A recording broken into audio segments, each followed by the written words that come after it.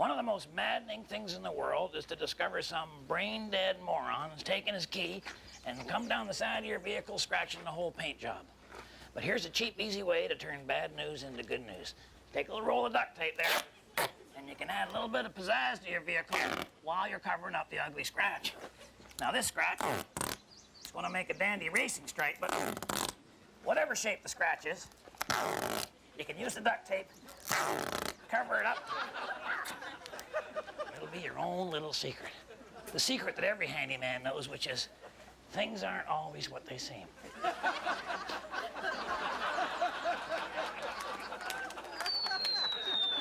the Red Green Show! And now here's the man who once said, I beg your pardon, I never promised you a Buick. Your host and hero, my Uncle Red Green!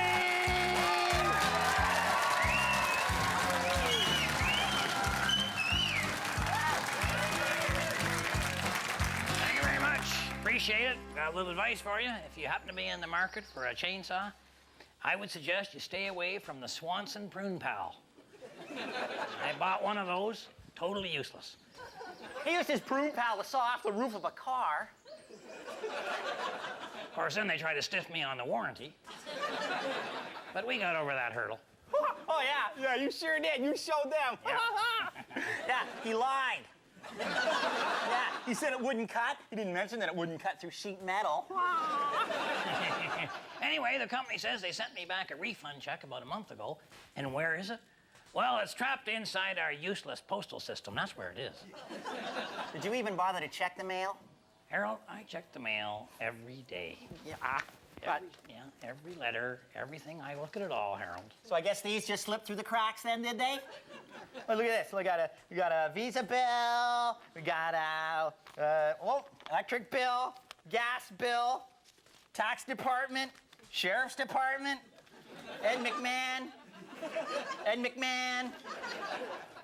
Now, Harold, the letter's not there, all right? I tell you, the postal system in this country is an embarrassment. There it is. What? Oh, for God's sake, what? Well, that's great, Harold. But you know what? The system still stinks, Harold, you know? I got a good mind to start my own postal system.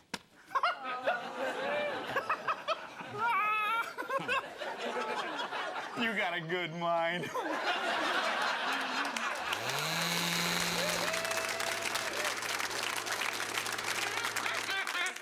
Time for the Possum Lodge word game, and tonight's contestant will be playing for a free coupon for one of these dirt sucker vacuums.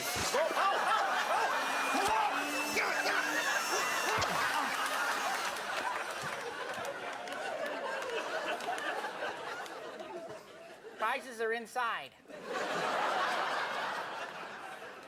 Tonight's contestant is Mr. Mike Hammer.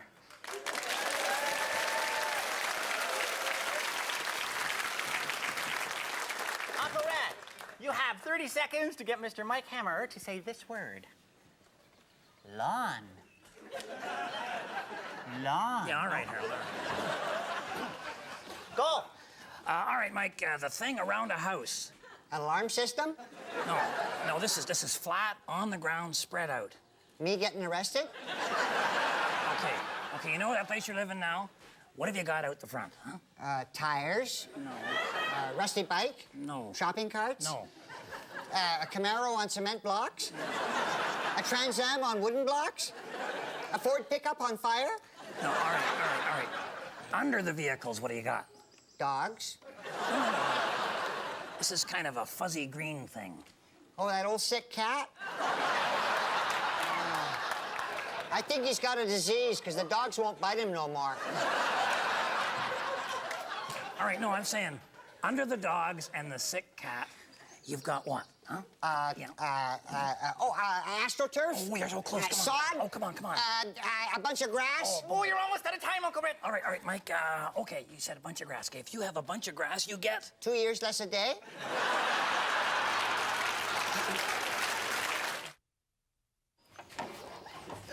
Well, we got our Possum Lodge Postal Service up and running. Yeah, Buster Hatfield was the first one to sign up. Well, that's only because the real Postal Service won't deliver to his house. No, that's right. The mailman said he won't go back there until Buster gets his dog neutered. I'll tell you, nothing that comes in the mail's worth that. Oh, Dusty Farnsworth was a wiry codger, blind in one eye and half lame. People say he was born in a barn and raised in a poker game. One day he tried to drink all the beer in the lodge. We thought he was only bluffing. But when he was done, we said, "You must have been dry." He said, "They don't call me Dusty for nothing." You know, after 50 years of overeating and underachieving, you start worrying that someday your heart's gonna go off like a warm can of pop in an earthquake. There is a way to avoid this scenario. You could change your diet or maybe get involved with a physical fitness program. But hey, who are we kidding? So this week on Handyman Corner, I'm gonna show you how to make your very own pacemaker. First thing you wanna do is start off with one of these here balloons, the long wiener-shaped kind, not the round kind.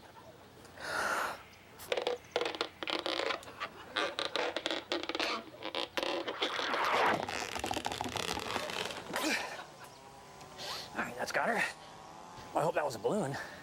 All right, now we're gonna use this to check our pulse. I know you're supposed to use your wrist, you know, but here again, after decades of lifting cheeseburgers and large drafts, your wrist can get pretty thick and the pulse gets buried way down deep in there. So we're gonna check our pulse in our neck.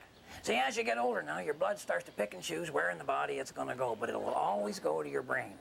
If yours doesn't, you're probably not watching this anyway. You know that little sound that a balloon makes when you let the air out slowly?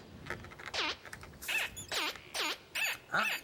Okay, we're gonna use that sound to count our heartbeats. What you wanna do is just snug the balloon in under your collar. If it's a little bit too loose, you can just blow her up a bit. Or if you're short on cash, just leave the balloon in there. You can sue somebody for whiplash. Oh! Well, you can sue the balloon maker. Boy, the heart's racing now. All right, now, in a second, this balloon is gonna start pulsing along with my heart, right? But first thing you gotta do is you wanna be able to record that sound for your pulse. Get yourself one of these little cassette recorder deals off a teenager while they're asleep, say during class. All right, now you set that on record and start her pulsing. Sounds like Harold when he was a kid. Now, you don't need a lot of that. Half hour is plenty. All right, what you need now, get yourself one of these digital clocks that displays seconds. All right, now you play back your tape, and then you adjust the clock so that you're getting a pulse every second. There we go. Now what I've got is I've got the digital clock set to my very own personal heartbeat. This brings me to the final step, wiring the digital clock up to my heart. All right, what I've done there is I've got a wire running off the back of the digital readout, and I just take the other end and hook it up to the heart region of my lungal area by soldering it through a couple of adjacent chest hairs.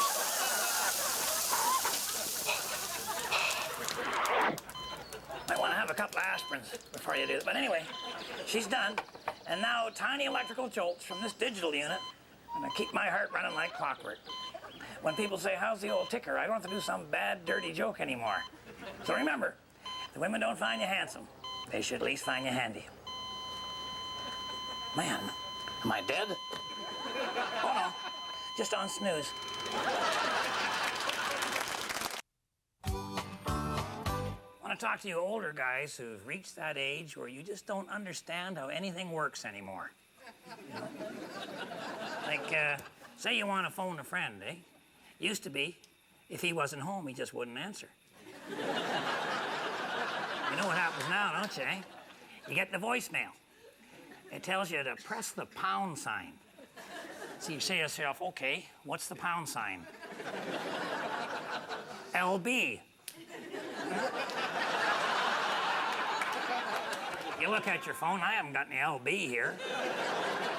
I got mem, del, shift, save, hold, mute, no LB. And now you feel like an idiot. But it's not you, it's them. You know them, the people who change things just to bug you. Remember the old days you had a record player and all you had to figure out was whether to put it on 33 1/3 or 45 RPM? And the size of the record was a big hint.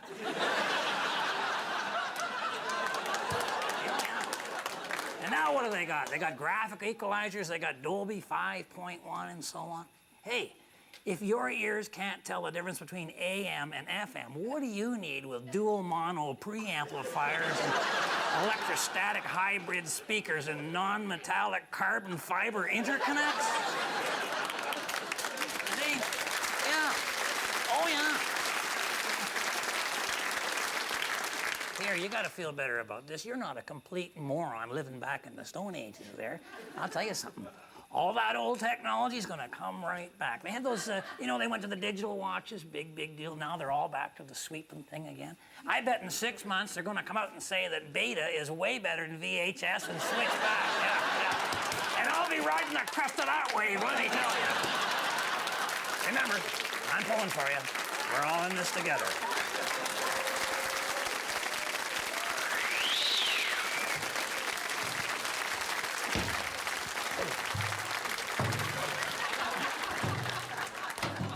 I'm telling you, this homemade mail system is working out great. You gotta help me out with this, Harold, really. Well, you know, I'd like to. I'd love to. It's just I have this thing about being laughed at. Harold, you're not gonna be laughed at, Harold. I'm doing it. You think I'm being laughed at? Yes. Oh, come on, Harold, look at all these letters. I'm telling you, this idea is really working. You got 50 cents for each one of these letters. No, this is my free introductory offer, but you gotta see the demand is there. Come on, Harold, you gotta help me deliver these, huh? Oh, I can. I got an essay due on the importance of culture in a modern society, and there's a 2-hour Xena Warrior Princess coming on, 2 hours, so... Harold. You know, Harold, the two of us working together, we get this done in no time. You know what you always say to me? Uncle Red, I'd really like to do something together, eh? Hey, you always say that, huh? Yeah, I guess. Huh? Oh, yeah. Okay? Okay? Okay, okay, Can you help me? okay, yeah, All right, great. all right. Great. That one's yours. Okay. All right, then, this is new member night. And Ranger Gord has a guy he wants to propose as a new member. Scary. Gord? Thank you very much, Red. Thank you, men of Possum Lodge. You know, it's not often that I come to you looking for a special favor or consideration. Well, maybe that one time I was on fire from lightning. Oh, and that time that hand puppet got stuck. Anyway, tonight I'm here to ask you to open your lodge. No, to open your hearts to Bertram J. Murden. Bert and I have become quite close since his mom kicked him out of the house last year. We actually have gone hiking every weekend, and let me tell you something here, and I hope you don't mind this, but Bert has a first and last name for every shrub between here and Port Asbestos. Think about that, huh? That's dedication. So what do you say, guys? Can he join?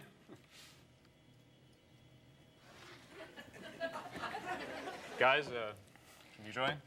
Gord, if Bert joins the lodge, would he be taking you out every day hiking and away from the lodge?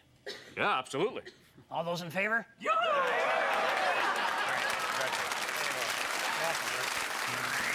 Bill had asked me to meet him out behind the lodge there. We're going to do a little target. Yeah. Oh, shoot. Yeah. Did you bring the gun? We're going to do this little target. The gun. What kind of a unit? That's a fishing rod. Yeah. What? Oh boy. Oh no. Oh, kids, don't do this at home. Oh boy. Oh my gosh. Never seen a man of his caliber before. Oh, we got a pop can. Pop can, and where are you gonna put it on that? There's a bunch of junk. Where on what? Oh, there we go. Stump. Got a stump. Yep. And you wanna, give me the pop can. Let's get going. What? You gonna empty that? You gonna drink the whole pop can, Bill? Bill, just pour it on the ground. Just pour it. Bill, that's gotta hurt. Oh, that's gotta smart. No, Bill, just pour it out. Bill, gosh. Oh, man. Oh, Bill. Oh, man. All right. See, now if I did that, I'd have incredible heartburn, but he seems all right. You okay, Bill? Oh.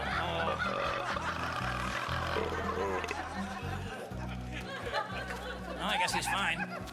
All right, so put the can up there and give me the gun. Just give me. I've seen it. I know how it works. Oh. Give me that gun. Here we go. Watch this. There we go. Not bad, eh? Not bad. First shot. All right. That's okay. All right. Yeah. Thank you. All right. Give it. You too. What? Look out! Look out! Oh, Bill! For gosh sakes, Bill! Oh, hey! You're sick. Go to the hospital. All right, get the can back up there, and okay, Bill. Where you go? Where you go? Yeah. All right, good. Yeah, all right. Wait. Oh, no. Take another shot. Fire a few off. Bill. Oh. That's not working for you. You need like an Uzi or something, Bill. What are you doing? What you got?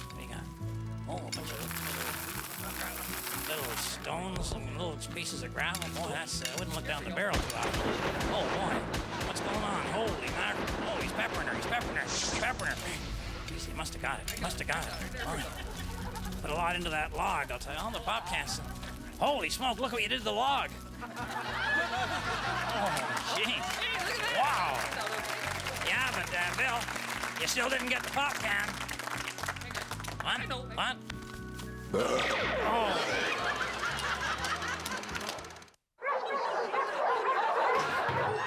Harold, get your can in here.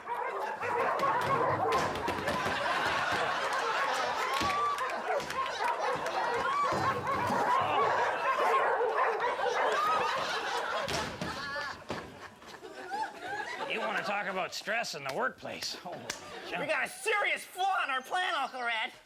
I'll tell you the problem. I'm not thinking big enough. No, problem is you're not thinking often enough. No. We got people paying 50 cents a piece to deliver a letter, right? What if we charge them $1 not to deliver a bill to them, huh? And then maybe $5, we don't get any junk mail for the whole year. Eh? Yeah! And we get paid $10,000 to post mail. What? It's a federal offense to withhold mail, Uncle Red. Well, I'm not withholding mail. I'm distilling it. What if a guy pays 50 cents to deliver a bill, right? Yeah. And the other guy pays like $1 not to receive that bill? Yeah. What do we got? We got a bidding war, Harold. I'm telling you, man, we're going to be rolling in it. Oh, yeah. I just wish it was money. Welcome to the expert portion of the show. That part of the show where we examine those 3 little words that men find so hard to say. I don't know. Way to go, okay. All right, joining me, Uncle Red, in this part of the show is his best friend in the whole wide room, Mr. Mike Hammer.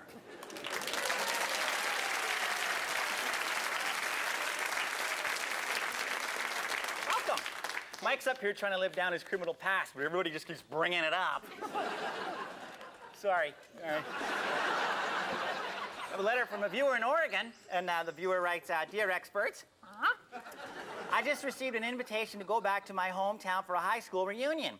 If I don't go, people will just assume my life is a mess. I'm fat and ugly, and I'm a failure, and I'm ashamed of my life. Whereas if I do go, people will know for sure. What can I do? What you do is you go to the reunion, but you arrive late, and you send your wife into the reunion hall. Okay, but what if you're not married? Then you send in one of your kids. And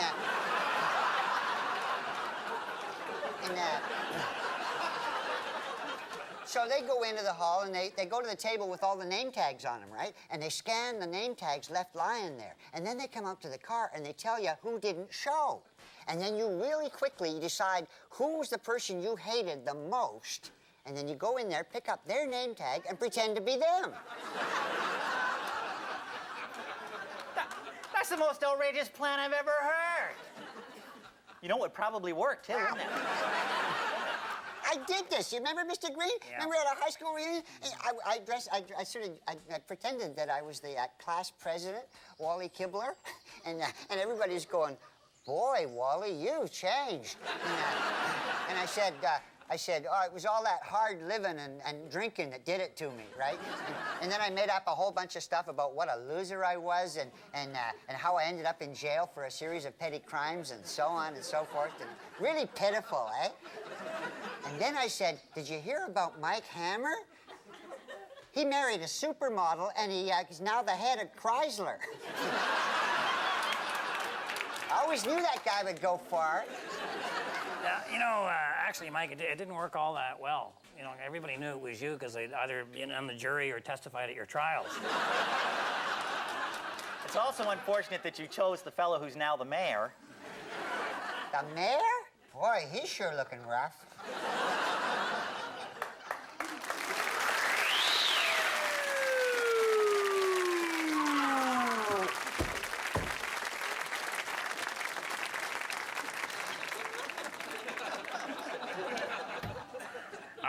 right. I guess starting up our own postal system is not entirely a risk-free venture. But I think, I think we proved our point. Prove it. What point's that? What point would that be? The point that crime doesn't pay? One size handcuffs fits all? Being frisked isn't as much fun as it looks? What point is that? We got charged with a federal misdemeanor, a $500 fine, and now I have a criminal record. Harold, it's going to make you more popular at school. Oh, as if. Well, all right, Harold, what are you saying, eh? I should just go along to get along, Harold? Huh? You can't fight City Hall, is that it? Right. You can't. Lawyers can, millionaires can, you can't. You fight City Hall, we end up in city jail. All right, then fine. You know what? I'll do nothing. Will that make you happy? Eh? If I stop taking part in trying to make this a better world to live in, Harold, is that what you want? That's all I've ever wanted, Uncle Red. Meeting time. Yeah, just a minute. Come on now. Think about it, huh? Wasn't it a little bit fun? Huh? You've always wanted to ride around in a police car with that siren going, haven't you? Yeah. It's not from the back seat with a coat over my head. If my wife is watching, looks like I'm not going to be coming straight home after the meeting tonight. I'm hoping to come straight home after the arraignment. And we better put some money aside in case the court levies a fine. Unless they mail it to me. And to the rest of you, thanks for watching. On behalf of myself and Harold and the whole gang up here at Possum Lodge, you keep your stick on the ice.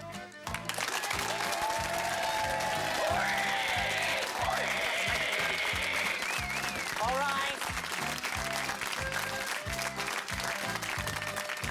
Quando, Omni, Focus, Mortai. Sit down. Okay, our first announcement, we had a little mix-up in our mail system recently, and apparently a letter that was supposed to go to Susie McClintock went to somebody else. If anybody has that letter, would they please return it to me immediately, as it contains comments of highly personal nature.